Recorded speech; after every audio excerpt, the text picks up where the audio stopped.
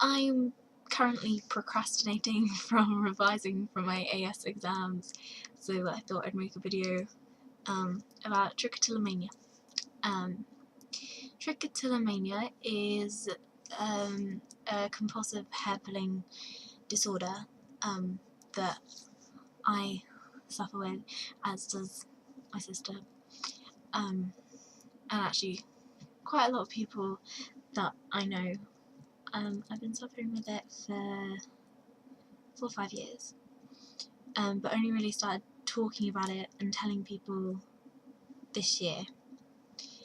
Bad reactions were from those friends who actually were trying to be most helpful,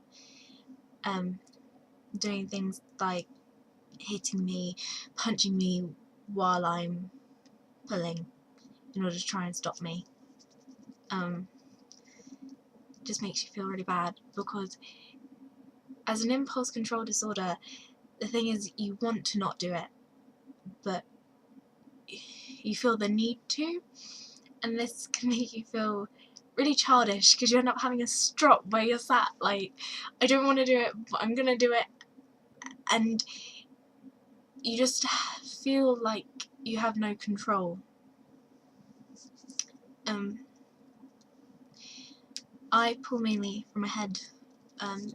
You can pull from anywhere. I pull my eyebrows occasionally. Yeah. The only really bad thing about it is that obviously hair loss. That and the fact that you're sitting in class pulling away, you look down and your desk is completely covered with hair, and you have people in the class who don't know you, don't know what the hell you're doing, looking at you like you're some kind of freak, which isn't nice at all. My parents found out very recently.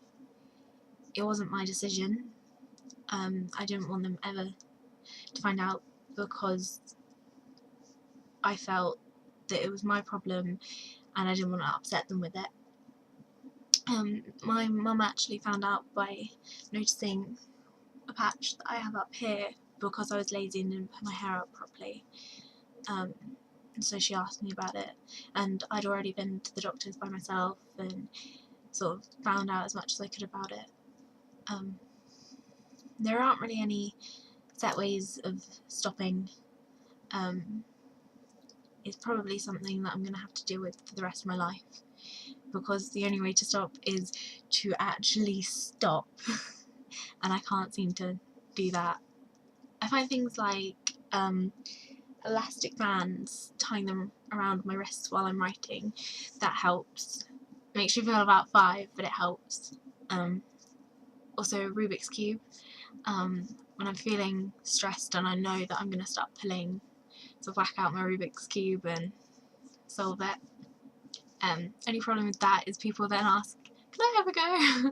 And so you end up giving away your things that are going to be stopping you, so other people can have fun with them, and then you end up pulling because you don't have them. So that's not helpful. I guess the main thing to say, if you're watching this video because you know someone who suffers from it and you're looking for help in order to help them, you have to appreciate that doing things like trying to physically stop them isn't going to help, because you're not always going to be there. You're not going to be with them 24/7, so you can't stop them. You just have to make sure that they know that you're there for them and that hair isn't that big a deal. For me, my hair has always been really, really important. I think mainly because my mum was very ill when I was 5 and she lost all her hair, and it's always sort of been my crowning glory, sort of waist length, long, thick, curly hair. Still waist length, just not quite so thick.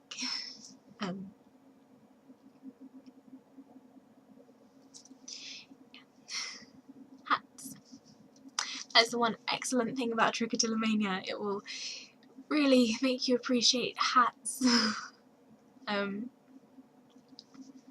And makes you creative, I guess, with how you can have your hair. Yeah. So that's Trichotillomania. Thanks for watching.